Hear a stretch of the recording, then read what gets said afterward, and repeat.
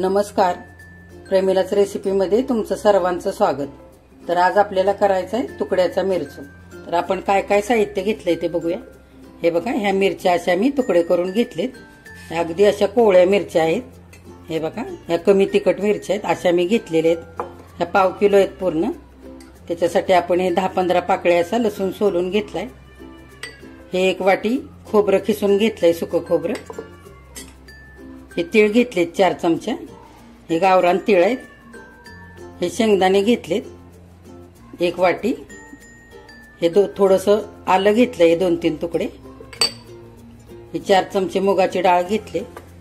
फोडणीसाठी आपण जिरे घेतलेत, कढीपत्ता, हळद घेतले आणि इकडे कोथिंबीर घेतली थोडीशी चिरून अशी स्वच्छ धुवून, आणि अर्धा लिंबू घेतलंय आणि चवीनुसार मीठ। तर चला आता काय काय करायचं ते बघूया। तवा तापलेला आहे आपला। आता आपण शेंगदाणे इथे घालू तव्यामध्ये आणि छान आपण भाजून घ्यायचे।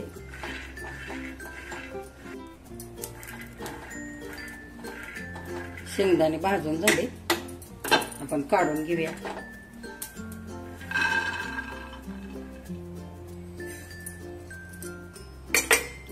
हे पण छान भाजून घ्यायचे। तीळ पण छान भाजून झाले, ते पण काढून घेऊया आणि हे थंड करून घेऊ। बघा, शेंगदाणे आणि तीळ हे छान थंड झाले, ते आपण मिक्सर मध्ये घालून घेऊया।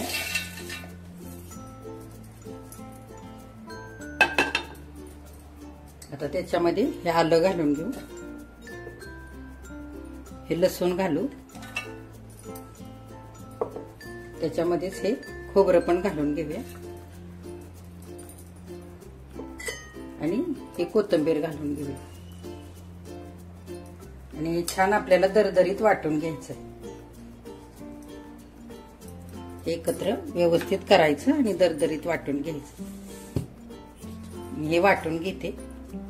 हे बघा, हे असं वाटण तयार झालेलं आहे आपलं। आपण एकत्रच सगळं वाटलंय। इकडे आपण पाणी अजिबात वापरलेलं नाही। हे बघा, असं दरदरीत आपण हे वाटून घेतलंय। शेंगदाणे, तीळ, लसूण, खोबरं, कोथिंबीर, आलं हे सगळं आपण एकत्र वाटून घेतलंय। तर आता आपण आता पुढे बघूया काय करायचं ते। बघा, आपण हे मातीचं भांडे ठेवून घेतलंय। आपण तेल घालूया। आपण 4 चमचे तेल घालायचे।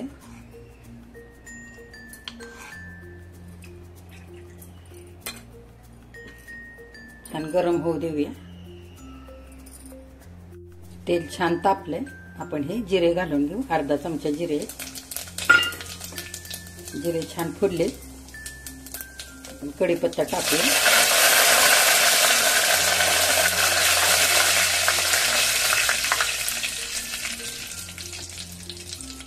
त्याच्यामध्ये ही हळद घालून घेऊया। हा पाव चमचा हळद घेतली आपण आणि हे मिश्रण घालून घेऊया जे आपण वाटून घेतलंय ते।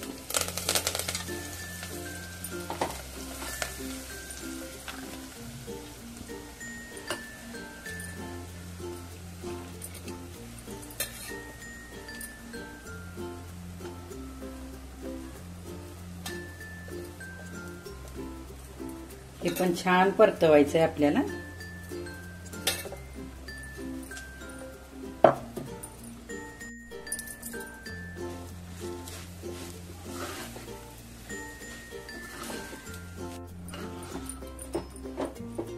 छान परतलाय आता हा मसाला। आपण गॅस बारीक करू आणि थोडा वेळ झाकण घालूया। छान एक वाफ काढूया या सगळ्या मसाल्याला। आपण उघडून बघूया। छान हलवून घ्यायचंय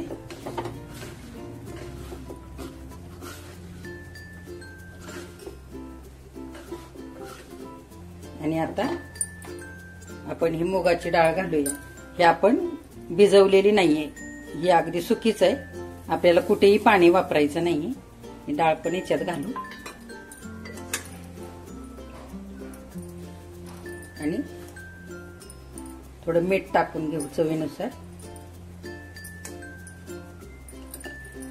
डाळ ह्याच्यामध्ये खूप छान लागते आणि अशीच कच्चीच घालायची ही आपल्याला। न भिजवता. बघा सगळा मसाला छान आता परतवून झालेला आहे. आता ही आपण मिरची घालून घेऊया याच्यामध्ये आणि छान हलवून घेऊया. मसाला आणि मिरची एकजीव झाली पाहिजे.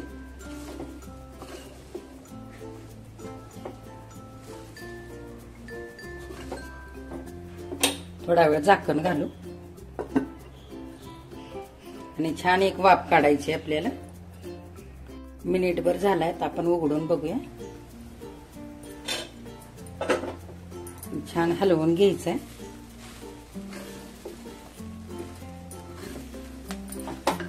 आणि आता आपण हे अर्ध लिंबू पण घालून घेऊया. हे बघा लिंबाच्या रसाने खूप छान लागतं, असं चव खूप छान येते.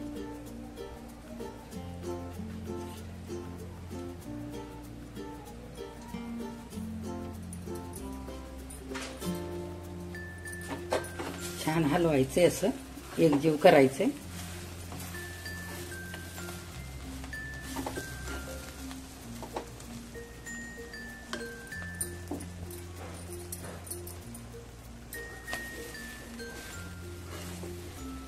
आणि अगदी मिरची तुम्हाला मऊ अशी हवी असेल तर तुम्ही आधी थोडीशी तेलावरती परतून घ्यायची आणि नंतर टाकली तरी पण चालते.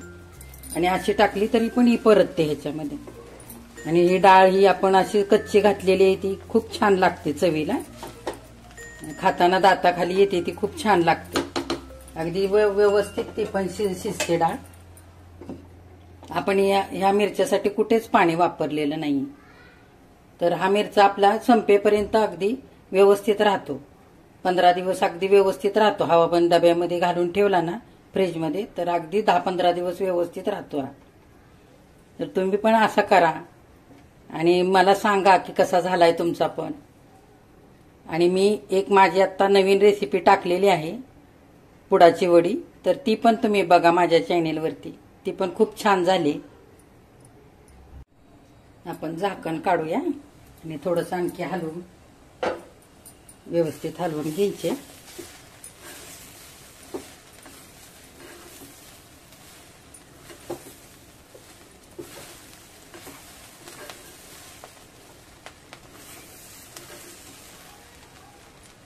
आणि थोडा वेळ आणखी ठेवूया.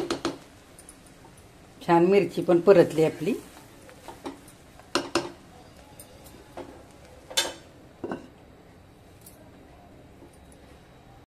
उघडून बघूया आपण.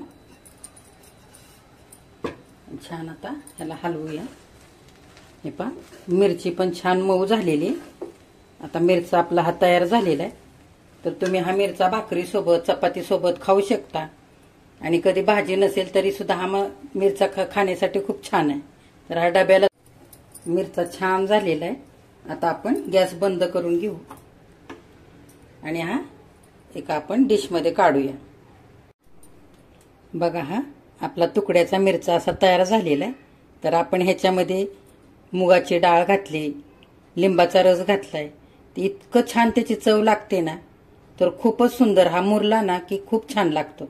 तर तुम्ही पण असाच करा आणि माझ्या चॅनेलला लाईक, शेअर आणि सबस्क्राईब करा.